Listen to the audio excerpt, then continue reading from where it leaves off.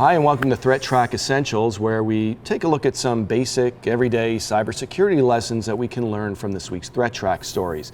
I'm here today with Matt Kaiser, who is a guest on the show this week. How you doing, Matt? Doing great. Let's talk about the story you brought to us this week about someone who pled guilty, who inadvertently got involved in a criminal enterprise. They thought they were working for a security company, but that wasn't the case. Tell me about that. So this individual is one of 3 people who pled guilty to being involved in what we're calling Fin7. It's a prolific hacking group that focuses mostly on financial crimes, a lot of point-of-sale malware, things like that. And so this person pled guilty, and ultimately their story, as it turns out, was that they had wanted to be an IT person for this company, which billed itself as a penetration testing firm. And what do penetration testing firms do? Penetration testing companies, their job is to find the flaws in your websites or networks or systems. Anything you've got that's an IT asset that you want to see if someone can break into it, that's what they'll do for you. And then they'll present the results and show you, how do you fix these problems. They may not walk you through the steps to fix it, but they'll show you where the flaws are. So that's a legitimate enterprise. Absolutely, and it's a big business, actually. There are plenty of companies that will hire penetration testing firms to do this job for them, and ultimately the plan is you get better at security over time for having it tested over and over. So what went wrong here? What went wrong here is that this guy should have noticed some of the red flags that this company was not legitimate. Some of these red flags would be that there were never any documents stating that the target companies were ever part of a contract with the pen testing company, which is something that you absolutely have to have up front. Understanding what's in scope, what's actually being tested, how long it's going to take. These things should all be spelled out in advance and written down, and both parties have to agree to it. So what was happening here was that they were claiming to be testing for the company's benefit, but really they were hacking people. They were hacking people, absolutely. So for people out there, what advice can we give them about this? I think if you want to get into the business from either end, if you want to be a penetration tester or you want to have a test done, understand what the standards are. Understand what people before you have been doing to establish what is within scope, what is being asked for. Make sure that all parties involved are aware that there is a pen test being done. So it's not, as we were saying before, it's not the Wild West. There are standards when it comes to this sort of thing. Absolutely, and if you get the feeling that somebody's kind of being a cowboy about it and saying, don't worry, we don't have to have this written down, or we don't need to establish a way of protecting the data. Walk away. Walk away. Okay. I would say do your research, figure out, there's much more to it than what I'm describing here, but there are standards. Great.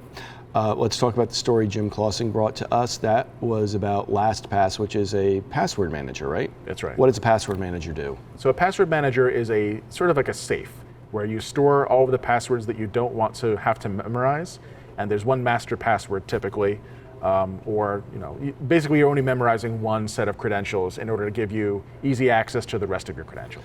So that's a much better idea than just say writing it on a Post-it and putting it on your computer screen, which we highly recommend against. That's exactly right. And one of the benefits of a password manager is if you can put your passwords in a password manager and not have to memorize them, that means you can make them stronger. This is a really great software to have. It is. Right. So it really helps you stay secure, but something went a little awry in this case. Tell me about that. That's right. So LastPass is an online service. They have browser plugins that allow you to access the service and click to drop your username and password right into a form.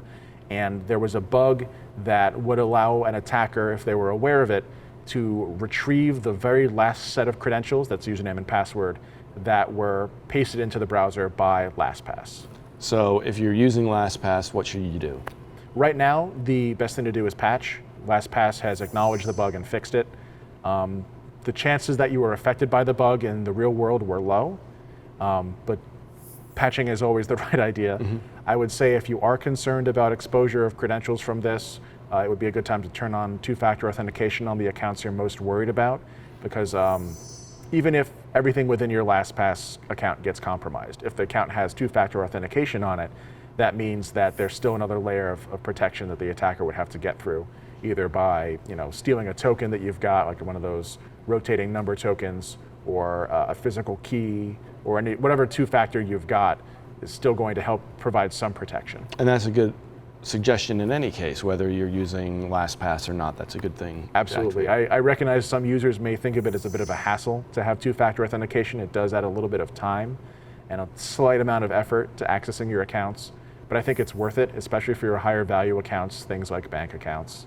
And lastly, Manish brought us a story about some hackers that are using both Facebook and YouTube for command and control. Tell me what that is, first of all. So when you're talking about botnets, large numbers of connected computers that are all under someone's central control, command and control is the means by which the bots or the participants in the botnet get their commands from that central controller. So it could be anything, and we've seen many variations on how command and control is handled, but in this case, the bad guys were putting those messages that the bots were needing for command and control into the comments on YouTube accounts and Facebook accounts. So, But those comments didn't look like, oh, here, I'm controlling a botnet here. No, it wasn't like, bot, please go do this thing. Mm-hmm. It was what we call base64 encoded. It's a certain way of wrapping information so it doesn't look like regular text and can be easily placed into places where, like a regular web comment. And it was also encrypted underneath that. But if you were to look at it with your own eyes, you would obviously see something is amiss. This is not like a regular comment. It's not a regular post on Facebook. Something is funny. So really, it's almost like hiding in plain sight.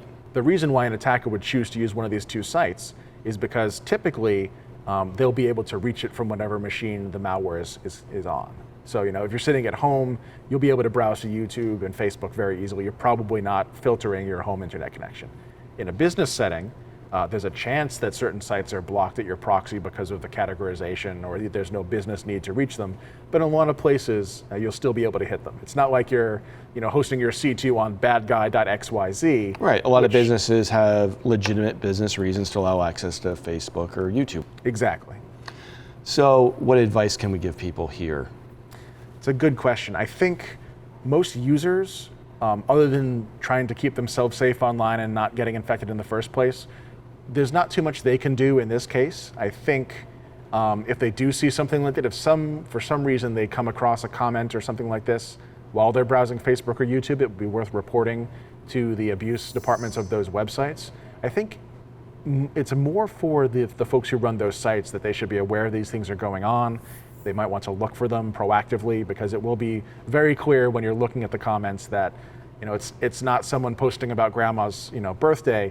It's some sort of computer talking to another computer. And that would be a red flag right there. It would, yes. Okay. Well, thanks for being on the show today, Matt. Sure. And thank you for watching. As always, if you want to learn more about any of these stories, you can take a deeper dive by clicking on the playlist below.